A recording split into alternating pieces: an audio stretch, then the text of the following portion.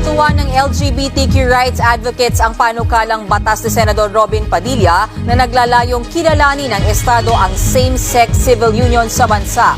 Pero ang mga kapwa Muslim ni Senador Padilla mariing tinutulan ng panukala. Iniyain sa Senado ni Senador Robin Padilla ang panukalang tinatawag na Civil Unions Act para kilalanin ang pagsasama na magkatulad ang kasarian. Sa pamamagitan niyan, mabibigyan ang tinatawag na same-sex couples na mga karapatan na kapareha sa mga mag-asawang lalaki at babae.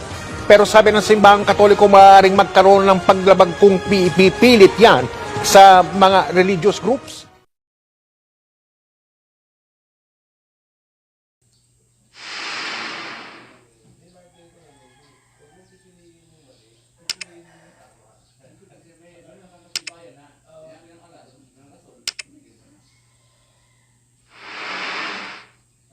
Bismillahirrahmanirrahim. Alhamdulillahi Rabbil Alamin. Wassalatu wassalamu ala rasulihil amin Sayyidina wa Habibina Muhammad wa ala alihi wa sahbihi ajma'in. Amma ba'd. Assalamualaikum warahmatullahi wabarakatuh. Ang lahat ng papuri at pasasalamat ay ukol lamang sa Allah subhanahu wa ta'ala at sumakanya sa kanyang huling sugo at propeta na si Muhammad ang kapayapaan at pagpapala, ganun din sa kanyang pamilya, mga sahaba at sa lahat ng tumahak sa kanilang landas hanggat sa araw ng paghukom. Mga kapatid, ito po ay mensahe ko po para sa iyo, kapatid na senador, mahal na senador Robin Padilla, at kapatid din namin sa Islam, dahil ikaw po ay balik Islam at ang alam po namin na pangalan mo sa Islam ay Abdulaziz. Brother Abdulaziz, mahal na senador, tunay na kami po ay masaya nung kayo po ay nanalo sa senador, pagka senador, at talagang natuwa po talaga kami kasi parang first time na nagkaroon po ng isang Muslim na nanalo na talagang nanguna sa listahan ng mga senador sa itong nakarang eleksyon. Napakasaya po namin at isa sa dahilan ng aming pagiging masaya ay maaaring makilala po ang Islam. At ito po nga ay sinimulan po ninyo sa pamagitan po ng pagbanggit ninyo ng pangalan ng Allah diyan po sa Senado, na kung saan siguro hindi pa po narinig diyan ang pagbanggit ng pangalan ng Allah at ang pagbibismillah po ninyo diyan po sa Senado. Kaya lang po nakakalungkot lang po ang lumabas po ng balita na kayo ay naghain ng batas na inyo pong pinahihintulutan itong naikasal ang magkapareho ng kasarian. So kayo po ay naniniwala na upang hindi magkaroon ng diskriminasyon dahil naman po sila ay nagbabayad naman ng tax, nakakatulong naman sa Pilipinas, hindi po yun ang usapan natin dito. Kasi kapatid na mahal na senador Robin Padilla, Abdulaziz, ang concern namin dito ay kapatid ka namin sa Islam. Magaan pa sana kung ang nagpapatupad ng batas nito ay hindi Muslim. Kaso kapatid ka namin. Kaya kasama po sa pagmamahal namin sa inyo na makapagbigay po kami ng payo bilang kapatid namin sa Islam. Ito pong paghain ninyo ng batas na kung saan ay nais nyong gawing legal sa Pilipinas na ikasal ang lalaki sa lalaki at babae sa babae. Subhanallah. Kapatid na mahal na senador Robin Padilla, Abdulaziz, hindi po kami nagbabawal dito na mga nakapag-aral sa Islam. Ang nagbabawal po dito ay ang Allah at ang kanyang sugo. Wala pa po si Propeta Muhammad sallallahu alaihi wasallam, wala pa po si Isa, si Jesus alaihi salam. Bawal na po yan. Bawal na po. Sa panahon pa po ni Lut, ni Propeta Lut alayhi salam, talagang mahigpit na po yan ay pinagbawal. At dahil sa pagbabawal po sa panahon pa po ni Lut alayhi salam, napakatinding parusa po ang dumating sa kanila.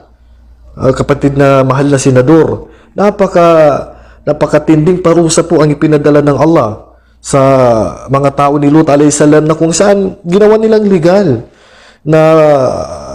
na ikasal ang lalaki sa lalaki. Waliyadu billah, napakalaking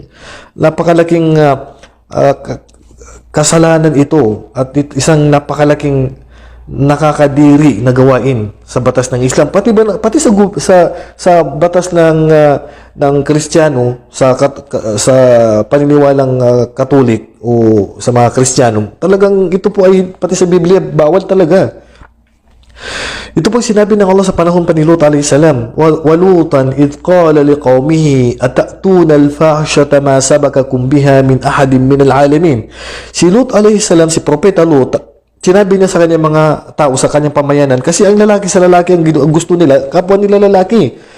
Nais ba ninyong gumawa ng isang kahalayan na hindi pa ito nagawa ng mga nauna sa inyo sa panahon pa ni Noah, panahon ni Abraham, sa panahon pa ni Adam alayhi salam, hindi pa ginagawang kasalanan na yan.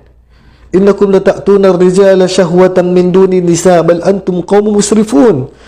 Ang nagugusto ninyo, ang pinagnanasahan ninyo ay kapwa ninyo lalaki. Diba, napakakasalan ninyo kapwa ninyo lalaki na hindi naman yan para sa inyo, hindi yan ang nilikha ng Allah para sa inyo. Bagkus kayo ay mga taong nagmalabis. Kumbaga yung pinahintulot sa inyo ng Allah, nagmalabis kayo kahit na hindi na ipinahintulot, ipinapahintulot ninyo. Kapatid na mahal na senador na Robin Padilla, sana po ay pairalin po ninyo ang inyong pagiging Muslim. Baka hindi niyo po alam na ang mga bakla po at tumboy sa Islam ay sinusumpa po. Hindi po tayong nagsusumpa, hindi po kami. Baka hindi niyo po alam na sila po ay sinusumpa. Ang Allah po ang sumumpa sa kanila. Ang sugo ng Allah po ang sumumpa sa kanila dahil sa kanilang ginagawa. Dahil dalawa lang naman po ang kasarian na nilikha ng Allah dito sa mundo, Brother Robin, o mahal na senador. Lalaki at babae lang, wala na pong pangatlo, wala na pong bakla at tumboy. Ang Propeta Muhammad sallallahu alaihi wasallam, ano sabi niya? La'ana Rasulullah sallallahu alaihi wasallam ar-rijal al-mutashabbihina bin nisa. Isinumpa ng sugo ng Allah ang mga lalaki na ginagaya nila yung mga babae sa pananamit, sa pananalita, sa paglakad. Sinusumpa po sila ng sugo ng Allah. Kung mahal niyo po ang sugo ng Allah na si Muhammad sallallahu alaihi wasallam, susundin niyo po itong kanyang sinabi. Paniniwalaan niyo po.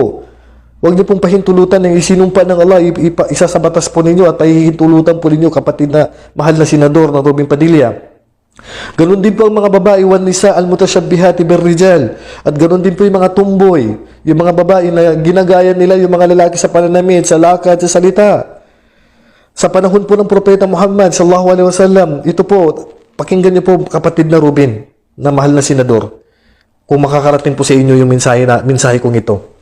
Sa panahon pa ng Propeta sallallahu alaihi wasallam, alam niyo po yung mga bakla, yung mga lalaki na nagbababae, ginagaya nila yung mga babae sa pananamit, sa salita, nagbi-makeup, nagsusuot ng suot ng babae.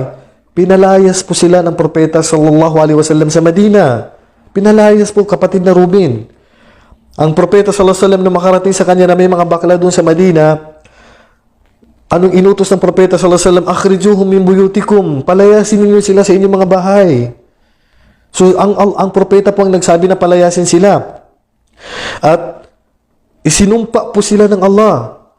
Isinumpa po sila ng Allah. Ito pong sinabi ng Propeta sallallahu alaihi wasallam sa hadis ni Ibn Abbas radhiyallahu anhuma, la'anallahu man 'amila 'amala qaumi Lut. Tatlong beses sinabi ng Propeta sallallahu alaihi wasallam ito. Isinumpa ng Allah ang mga tao na ginagawa nila ang gawain ni Lut, ng mga tao ni Lut. Isinumpa ng Allah yung mga tao na ginagawa nila ang kagaya ng ginawa ng mga pamayanan ni Lut, na yung lalaki sa lalaki, sila yung nagkakagustuhan. Subhanallah, ito po ay isang haram. Noon pa po bawal na po yan, kapatid na senador, na kapatid namin na si Robin Padilla. Noon pa po, bago pa dumating ang Propeta Muhammad sallallahu alaihi wasallam, mahigpit na po talaga yung pinagbawal to. Kasi ang parusa na ipinadala sa kanila ng Allah, napakatindi po, kapatid na senador. Sabi ng Allah sa Quran sa Suratul Hijr, "Faj'alna 'aliyaha safilaha fu'amtarna 'alaihim hijaratan min sijil." Binaliktad ng Allah yung lugar. Binaliktad ng Allah ang lugar ni Lut alayhi salam. Yung nasa ibabaw niya, binaliktad ng Allah yan. Pagkatapos ay nagpaulan ng Allah ng bato na galing sa luwad, putik. Ganun ang parusa sa mga taong yan. Napakahigpit na ipinagbabawal ng Islam na lalaki sa lalaki. Kung titingnan pa natin ang batas ng Islam, talagang subhanallah, napakahigpit ng pagbabawal ng Islam na ikasalang lalaki sa lalaki, babae sa babae. Baka hindi niyo po alam, kapatid na Ruben, kapatid na balik Islam, na kapatid namin sa Islam, na si Robin Padilla. Baka hindi nyo po alam. Pagkatapos yung malaman to, naawa kami sa iyo. Kasi isa ka ng Muslim, isa ka ng kapatid namin sa Islam. Nagkasundo po lahat ng ulama na kapag yung bagay na yan ay talagang bawal, tapos ipinahintulot nyo, maaari po kayo mapalabas sa Islam. Mahal po namin kayo, kapatid na Ruben Padilla.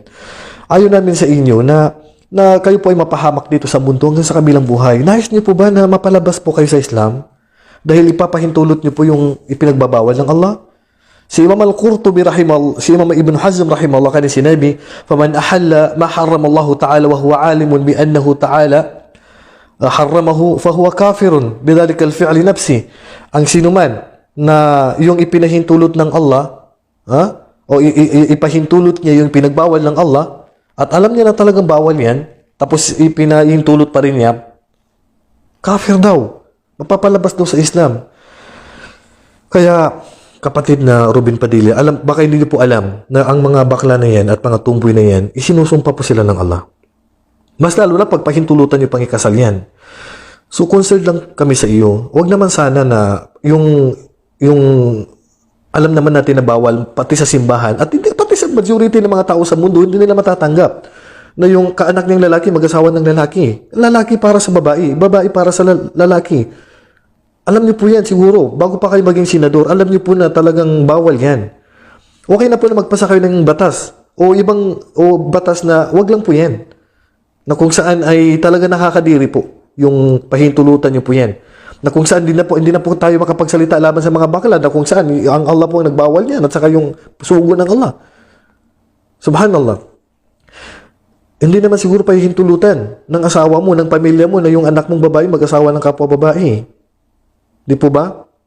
Mga kamag-anak mo, pahintulutan mo na lahat ng kamag-anak mo, halimbawa mag-asawa ng kapareho niya ng kasarian, hindi po katanggap-tanggap. Isa po itong nakakadiri at kahalaya na gawain na hindi po matatanggap ng matinong kaisipan. Kasi noon pa po bawal na po yan eh. Hindi po talaga mapapahintulutan yan. Hindi po talaga matatanggap ng matinong kaisipan yan, kapatid na senador.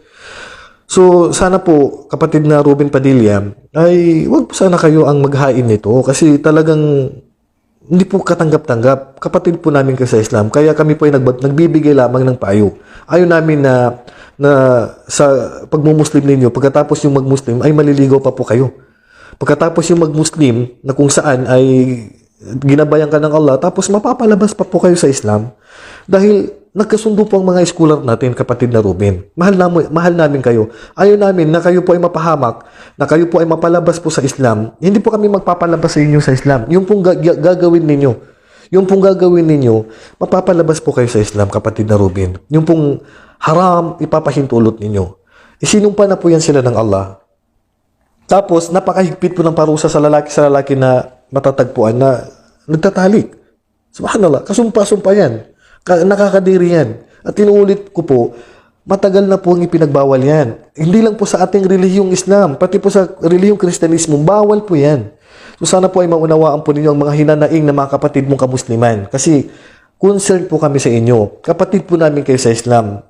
Ibinuto po kayo ng mga kapatid natin sa pagkasenador na naghahangad po kami na makilala po ang Islam dyan sa Senado at hindi upang sirain ang ating ang image po ng Islam. Matatanggap pa po namin kung hindi po kayo naghain ng bagay na yan. Na isang bagay na karumal-dumal, na isang kahihiyan, isang kahalayan, isang nakakadiri na pagpapahintulot na hindi po pinapahintulot maging sa Kristyanismo at sa ating relihiyong Islam.